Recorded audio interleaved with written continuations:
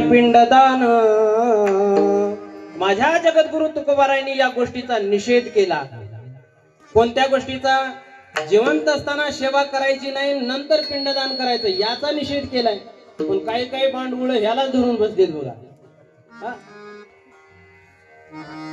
पण आई वडिलांची सेवा करणं हे शास्त्रांनी, वेदांनी, संतांनी सांगितलेलं आहे.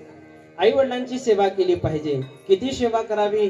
माझे ज्ञानोबाराय सांगतात, सकल तीर्थांचे धुरे जे का माता पितरे तया सेवेश. घ्या ना पटकन टाळ घ्या. तया सेवेशे किर शरीरे लोन कीजे. शास्त्रवचन असं सांगतं, जीवितो वाक्य कारणा क्षयाय भूरि भोजनं गयाया पिंडदानश त्रिभे पुत्रस्य पुत्रदान. आई वडील जिवंत आहेत तोपर्यंत त्यांचा शब्द खाली पडता कामा नये, हा खरा पुत्राचा धर्म आहे. आणि मग त्यानंतर क्षयाय भूरि भोजनम, आई वडिलांचा क्षय झाला त्यानंतर मात्र संपूर्ण गावाला जेवण द्या. तुम्हाला जेवढं घडतंय तेवढं जेवण द्या. क्षयाय भूरि भोजनम. आणि तिसरं एक पुत्राचं कर्तव्य सांगितलं, प्रत्येक मुलाने गयेला जाऊन पिंडदान केलं पाहिजे. गयाया पिंडदानस्य त्रिभे पुत्रस्य पुत्रदान. हे जमलं तर करा गयेला जाऊन, पण 2 कर्तव्य मात्र मुलाने केलेच पाहिजे आणि त्यालाच पुत्र म्हणतात. आणि हे कार्य जर आई वडिलांची सेवा करत नसेल तर त्याला पुत्र म्हणत नाहीत, मग गल्लीत हिंडणारा.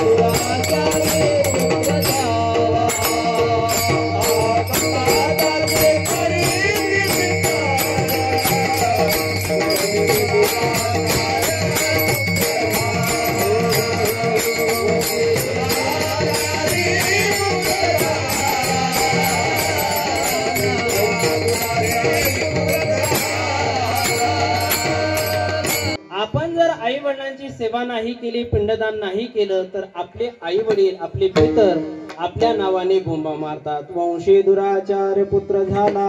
म्हणून आई वडिलांची सेवा करणं हा पुत्राचा श्रेष्ठ धर्म आहे. आणि त्या धर्माला अनुसरून इथला सर्व पांचाळ परिवार, आमचा बाळकृष्ण आपल्या वडिलांच्या निमित्ताने हा एवढा मोठा अट्टहास करतोय. खरं पाहिलं तर हे सगळ्यात मोठं दुःख आहे बघा. एखाद्या मुलाच्या जीवनातून आई किंवा बाप जाणं हे सगळ्यात मोठं दुःख आहे. एखादी तरुण माऊली आहे तिच्या जीवनातला पती जाणं हे सगळ्यात मोठं दुःख आहे. नेमकं जन्माला लेकरू आलेला आहे, दूध पिता आहे आणि दूध पिता असताना त्याची आई जाणं हे सगळ्यात मोठं दुःख आहे. मुलगा 25-30 वर्षाचा व्हावा, बापाचा आधार होण्याऐवजी बापालाच त्याच्या प्रेताला खांदा द्यावा लागतो, हे सगळ्यात मोठं दुःख आहे. हे जे दुःख आहेत ना सगळ्यात मोठं दुःख आहे. आई वडील जाणं हे सगळ्यात मोठं दुःख आणि कधीही न भरून निघणारी हानी आहे. विठाला विठाला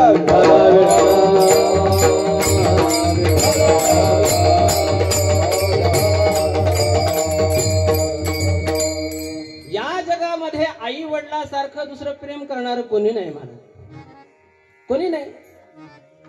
परमार्थामध्ये संताशिवाय प्रेम करणारं कोणी नाही आणि व्यवहारामध्ये आई वडिलाशिवाय प्रेम करणारं कोणी नाही.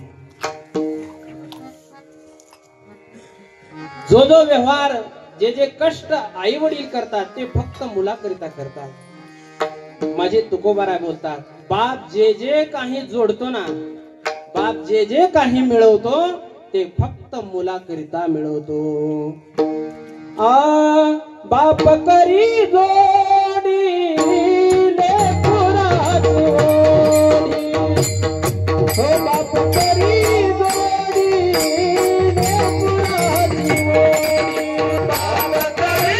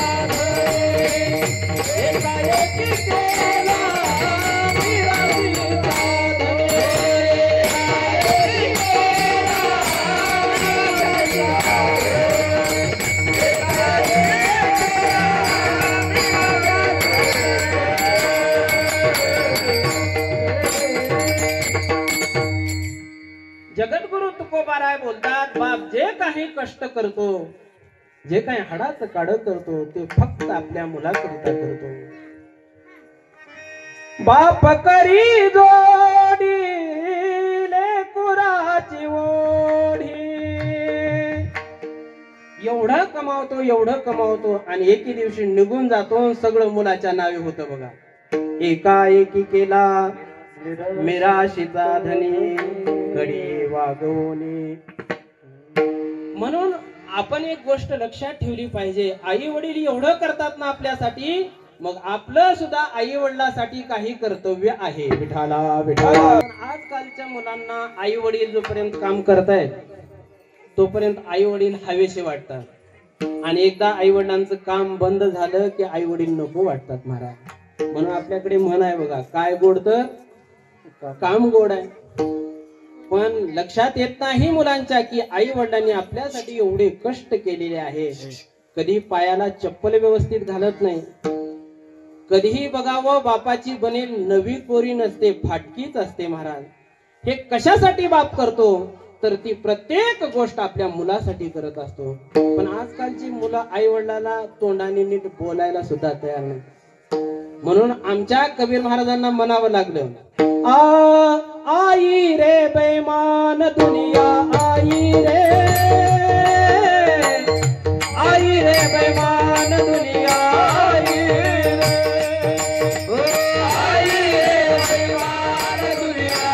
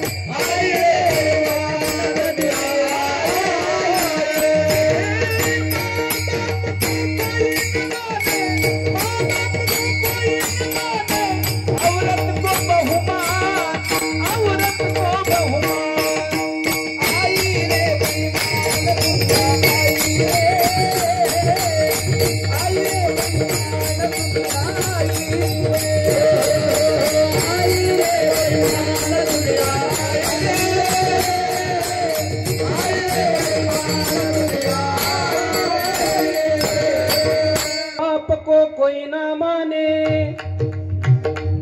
औरत को बहुमान, औरत को बहुमान. माय बापाला कोणीही मान सन्मान देत नाही, बायकोला मान सन्मान देतात. मग कोणी म्हणेल बायकोला मान सन्मान देऊ नये का? बायकोला मान सन्मान द्यावा, पण आई बापाचा अपमान होईल एवढा देऊ नये. विठाला विठाला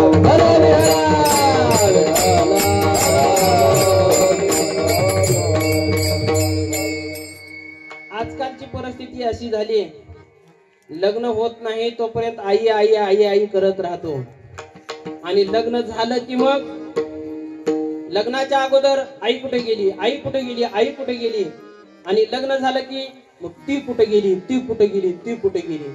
अरे आईला पण कधीतरी विचारत जा. म्हणून आमचे कबीर महाराज म्हणतात, आई रे बैमान दुनिया, आई रे बैमान दुनिया निघाली. पण आई वडिलाचा सन्मान झाला पाहिजे, आई वडिलाचा अवमान होता कामा नये. आजकालची परिस्थिती आहे, मुलं आई बापाला नीट बोलत सुद्धा नाहीत महाराज. मायबाप घरातच राहतात, पण आई वडिलाला टाळाटाळी करतात. आणि मग बोलत असताना आपण नवरा बायको मात्र गुलू बोलतात. मी विनोदानं सांगत असतोय, मम्मी पप्पा आणि दोघाच्याच गप्पा. मग आई वडील तिकडे खड्ड्यात का जाईनार. हम दो हमारे दो, माँ बाप को फेक दो. पण एक गोष्ट लक्षात ठेवायची, आई वडिलांनी एवढे कष्ट केलेले असतात ना, आई वडिलांना काही सुद्धा लागत नाही महाराज. बरं, जे जे काही लागतं ते त्यांनीच कमवलेलं असतं. आपण कुठून आणलेलं असतं का? नाही, त्यांनीच केलेलं त्यांना समर्पित करायचं. गंगेचे उदक जैसे, गंगेचं पाणी घ्यायचं आणि तिलाच अर्पण करायचं. पण आई वडील जर कामातून गेले की म्हणतो ही माझं सगळं आहे. आणि शेवटी तर असं म्हणतो की माझ्या आई बापांनी काही सुद्धा केलं नाही, त्यांच्या काळात काही सुद्धा नव्हतं. पण माझं म्हणणं आहे, त्यांच्या काळात घर नसेल, गाडी नसेल, पण तू तर होतास की नाही बाबा. हे तरी विसरणं नाही पाहिजे. पण मायबाप हे सुद्धा विसरतात आणि आई वडिलाची टाळाटाळी करतात. आणि मग त्याचा परिणाम असा होतो, आई वडिलांचा जर तळतळाट लागला, एकतर आई वडील तळतळाट करतच नाही, आणि आई वडिलाचा जर तळतळाट लागला तर तिन्ही लोकांमध्ये त्याचं बरं होत नाही. विठाला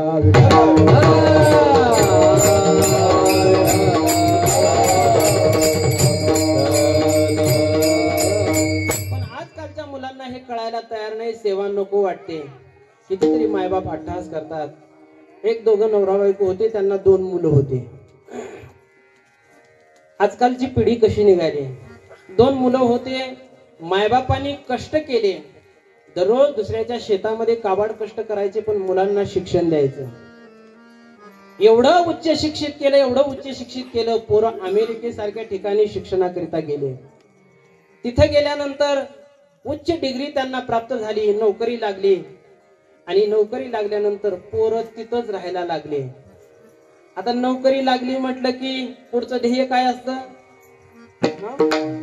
एखादी मुलगी बघायची, लग्न करायचं. त्या दोघांनी लव्ह मॅरेज केलं. लव्ह मॅरेज कळतंय का नाही तुम्हाला? प्रेमविवाह केला आणि तिकडेच राहायला लागले. एकदा आई वडील प्रत्येक महिन्याला 8 दिवसाला फोन लावायचे, अरे बाबा हो, का फोन करत नाही, का येत नाही. पण पोरं थोडे प्रामाणिक होते. गोविंद महाराज, थोडे पोरं प्रामाणिक होते. का तर प्रत्येक महिन्याला एक मुलगा आईच्या खात्यावर 25,000 टाकायचा आणि एक मुलगा बापाच्या खात्यावर 25,000 टाकायचा. फोन केला की सांगायचं, आई काही पैसे लागतात का? आई म्हणायची, नाही रे बाबा, तुला पाहावं वाटतंय, सुनबाईला पाहावं वाटतंय, नातवंडांना पाहावं वाटतंय. मुलं म्हणायचे, पैसे काय लागतात ते मागा, पण आमचा वेळ मात्र मागू नका. एक वेळेचा प्रसंग, दिवाळीच्या वेळेला आईने फोन केला, अरे बाबा 25-30 वर्ष झालं तुला पाहिलं नाही, आता तरी ये. त्यावेळेस मुलांनी सांगितलं, आई काही पैसे. आई रागावली. आई म्हटली, अरे तुझ्या पैशाला काय जाळायचे का? तेवढे पैसे दिलेले आणखी आम्ही खर्चले नाही. पैसे नको आहेत, मग तुला पाहायची इच्छा आहे. पण मुलाने टाळतर दिलं आणि आईच्या लक्षात आलं आणि आईने विचार केला, आता मुलं काही येत नाहीत, जगण्याला काही अर्थ नाही. म्हणून त्या आईने मात्र अंथरून धरलं. बघा, अंथरून धरलं, मनाला लावून घेतला. आजारी पडली. आजारी पडल्यानंतर सारखा ध्यास घ्यायची, सारखा घोप घ्यायची, मुलं कधी येतील, बाळू कधी येईल, दादा कधी येईल.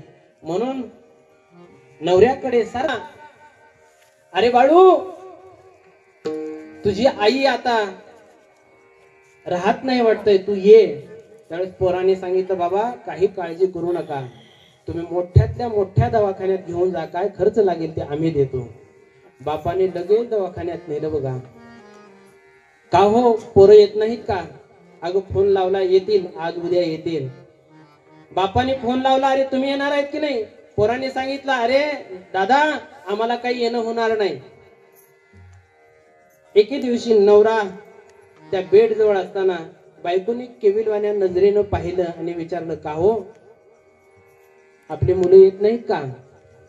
हे शब्द ऐकले, तिच्या डोळ्यामध्ये अश्रू पाहिले आणि कधीच न रडणारा बाप ढसा ढसा रडायला लागला. ते दृश्य पाहिलं त्या माऊलीनी आणि तिच्या लक्षात आलं, आतापर्यंत एवढे कष्ट झाले, एवढे दुःख आले, पण माझ्या नवऱ्याच्या डोळ्यात अश्रू आलं नाही, एक थेंब सुद्धा आला नाही. आज रडतोय याचा अर्थ तो सुद्धा मधून खचलाय. एवढं जर दुःख होत असेल तर एवढं दुःख पाहण्यासाठी कशाला राहायचे? तिने लगेच डोळे झाकले. बघा, डोळे झाकले म्हणजे तुम्ही झाकले तसे नाही. बापाने टाहो फोडला. डॉक्टरांनी सांगितलं, आय एम सॉरी, तुमची म्हातारी गेली, तुम्ही हिला घेऊन जा. त्या म्हातारी लय खडूस असतात.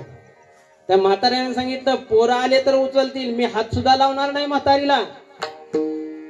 डॉक्टरचा नावेला झाला. डॉक्टरनी फोन केला, अरे हे तुमचे वडील म्हातारीला घेऊन जात नाही, हात लावणार नाही म्हणतायत, आता कसं करायचं? पोरांनी सांगितलं, आम्ही आलोच. त्या दिवशी रात्रभर तो बाप असणारा दवाखान्याच्या पायऱ्यावर बसून ढसा ढसा रडत होता. आपल्या गुडघ्यामध्ये मुंडकं घातलं, रात्रभर रडायला लागला. सकाळी वाहनाचा आवाज आला म्हणून वर तोंड केलं आणि पाहिलं तर एका कार मधून मुलगा उतरत असलेला दिसला.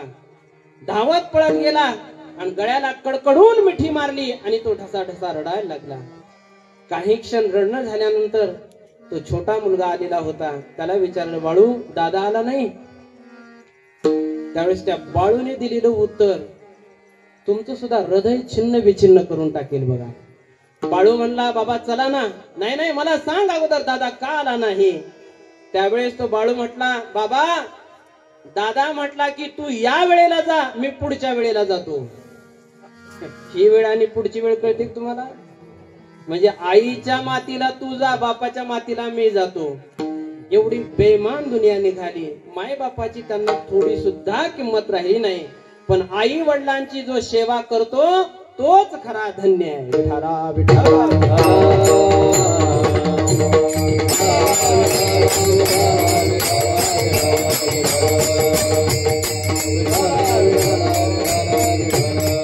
जीवनात येऊन दुसरं तिसरं काय मिळवायचे महाराज? 2-3 गोष्टी मिळवाव्या. एक, पहिली गोष्ट आई वडिलांची सेवा करावी. दुसरी गोष्ट जीवनात येऊन माणुसकी मिळवावी. आणि तिसरी गोष्ट जीवनात येऊन पुण्य मिळवावं, देवाचं नाम जोडावं, पुण्य जोडावं. या गोष्टी न संपणाऱ्या आहेत आणि इतर सगळ्या गोष्टी ज्या आहेत त्या संपणाऱ्या आहेत. मग त्या संपणाऱ्या कोणत्या कोणत्या गोष्टी आहेत? महाराज त्याचं उत्तर अभंगाच्या 2ऱ्या चरणात देतात.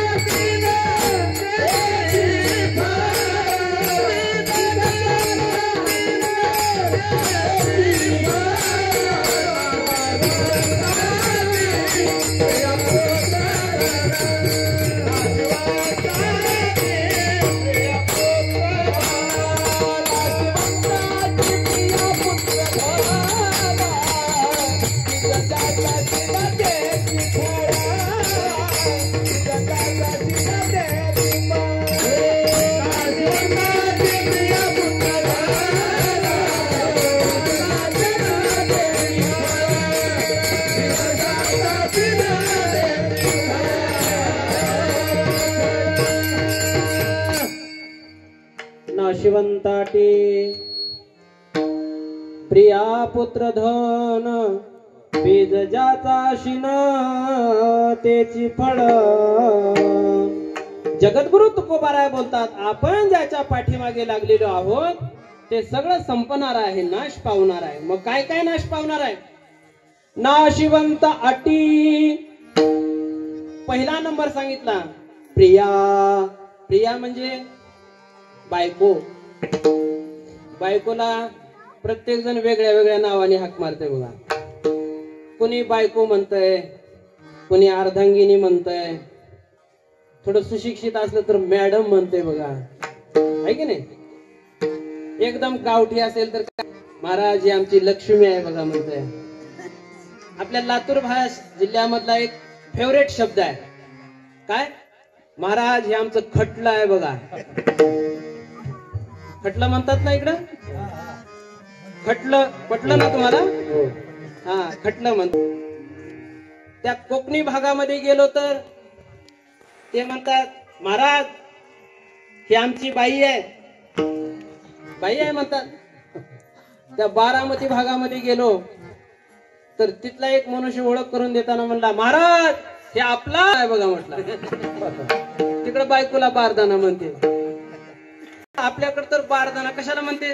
ते सोयाबीन भरायचं, कलतानी पोत. आता भाषा 10 किलोमीटरवर बदलते. तुमची जशी भाषा आहे तशी आमची नाही, त्यामध्ये थोडा फरक येतो. मी विचार केला, इकडे बायकोला बारदाना म्हणते, नवऱ्याला काय म्हणत असते? मग त्या माऊलीला विचारलं मी, माऊली इकडे बायकोला बारदाना म्हणते, नवऱ्याला काय म्हणते? ते म्हणली, महाराज इकडे बायकोला बारदाना म्हणते आणि नवऱ्याला भंगार म्हणते. म्हणजे आपल्याकडे नवऱ्याला काय म्हणते? महादेव म्हणते. मग ते रोज लेझिम खेळत काही ना, पण महादेव म्हणते बघा. सांगण्याचं तात्पर्य, प्रिया म्हणजे बायको. बायको ही नाश पावणारी आहे का? कुणाची राहिली आतापर्यंत बायको? कुणाची गेली बी असेल बघा. कुणाची जायच्या वाटेला आहे. नवराही जाणारा आहे, बायकोही जाणारी आहे. इथं जरी प्रिया जरी लिहिला असेल, बायको जरी लिहिला असेल, तर त्याच्या विरुद्ध घ्या, नवरा सुद्धा जाणारा आहे, नाश पावणारा आहे. विठाला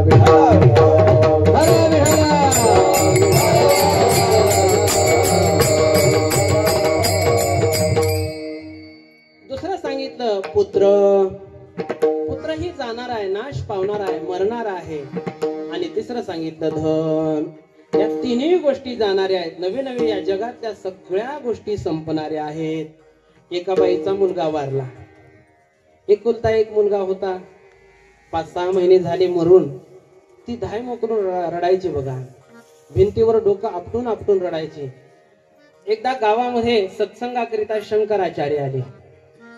शंकराचार्य आल्यानंतर तिला अधिकार माहित होता शंकराचार्यांचा, आणि ती धावत पळत शंकराचार्याकडे गेली, पाय धरले आणि तिने सांगितलं, महाराज माझा एकुलता एक मुलगा गेला, तो मला परत पाहिजे, आणि तुम्ही परत दिला तरच मी पाय सोडेन, अन्यथा पाय सोडणार नाही. महाराज म्हटले, काय पिढा लागली होय माझ्या मागे, काय करावं? पण माऊली काही ऐकायला तयार नाही, पाय सोडायला तयार नाही. त्यावेळेस आचार्यांनी डोकं चालवलं आणि सांगितलं, बाई ठीक आहे तुझा मुलगा देतो, पण तुला एक गोष्ट करावी लागेल. एक काय महाराज? 2 गोष्टी करते ना, सांगा काय करायचे?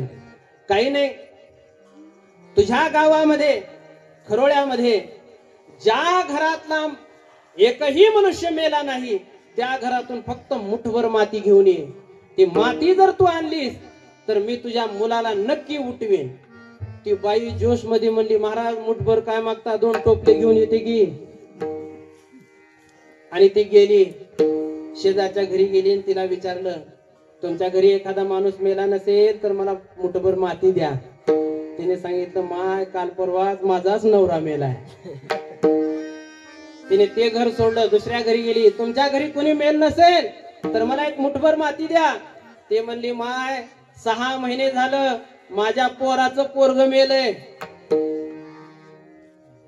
आता सगळ्या गावाचं सांगू का? प्रत्येक घरात कोणी ना कोणी मेलेला आहे.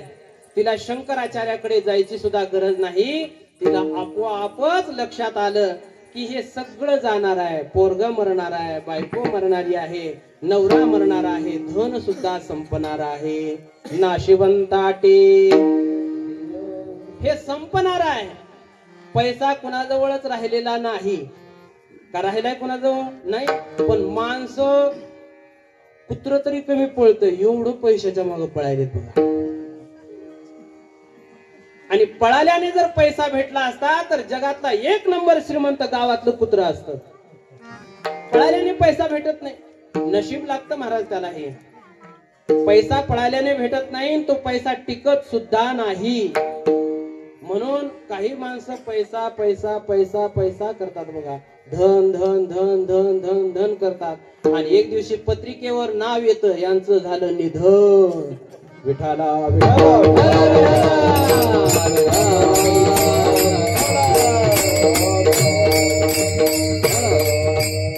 या तिन्ही गोष्टी नवे नवे संसारातल्या सगळ्या गोष्टी नाश पावणाऱ्या आहेत आणि ते दुःख देणारे आहेत. मग महाराजांना प्रश्न केला, महाराज तुम्ही म्हणताय हे सगळं मिळवायचं नाही, हे सगळं संपणार आहे, मग आम्ही नेमकं जोडलं तरी काय पाहिजे? त्यावेळेस महाराज त्या प्रश्नाला उत्तर देतात अभंगात. ऐसी जोडी करा नाम पंडितारा, ऐसी जोडी करा नाम पंडितारा,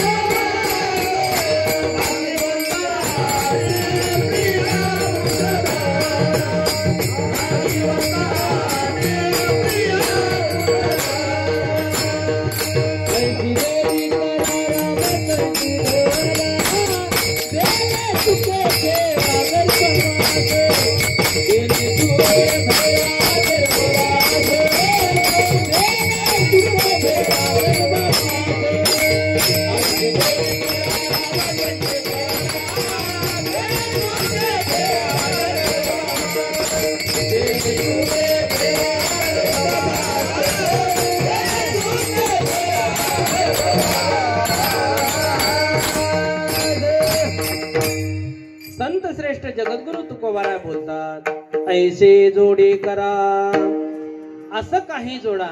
तुकोबारांचे गोड अभंग आहे. तुकोबाराय म्हणतात असं काही जोडलं पाहिजे की ते कदा काळी संपता कामा नये. जोडी तरी ऐसी करा ते नसरे कल्पांते. असं आशाच्या पाठीमागे लागलं पाहिजे की ते कधीच संपलं नाही पाहिजे. आपण आशाच्या पाठीमागे लागतो, एकतर ते आपल्याला मिळत नाही, मिळालं तर ते टिकत नाही. म्हणून धनाच्या पाठीमागे लागायचं नाही. पण माणसं सगळे धनाच्याच पाठीमागे लागले. तुकोबाराय काय सांगत नाहीत असं नाही महाराज. तुकोबाराय म्हणतात माणसाला वेड लागले. वेड कशाचं लागलंय? धनाचं वेड लागलंय. जोडीच्या हव्यासे लागे धनाचे चिपिसे. पिस म्हणजे वेड लागले. आणि त्या धनाकरिता, ते जोडण्याकरिता, ते सांभाळण्याकरिता तुका म्हणे धन धनासाठी देते प्राण. पण बाबा हो हे टिकणार नाही. मग तुम्ही असं काही जोडा, ऐसे जोडी करा. माणसाने असं काही जोडलं पाहिजे की त्याचा पश्चाताप झाला नाही पाहिजे. माणसाला दोन्ही गोष्टीचा पश्चाताप होतो. धन नाही कमवलं तरी पश्चाताप होतो, आणि धन कमवून जर आपण पुण्य नाही कमवलं भक्ती जर नाही केली तरी माणसाला पश्चाताप होतो. मग दोन्ही पैकी आपण एक स्वीकारायचे. धनाचा पश्चाताप एखाद्या वेळेस परवडला, पण भक्ती नाही केली, नामस्मरण नाही केलं, पुण्य नाही जर मिळवलं तर त्याचा पश्चाताप मात्र न परवडणार आहे. म्हणून ऐसे जोडे करा. प्रत्येक माणसाला काही काळानंतर पश्चाताप होतो. जगद्गुरु तुकोबारा गोड वर्णन करतात. काय जन्म येवो निया, काय जन्म येवो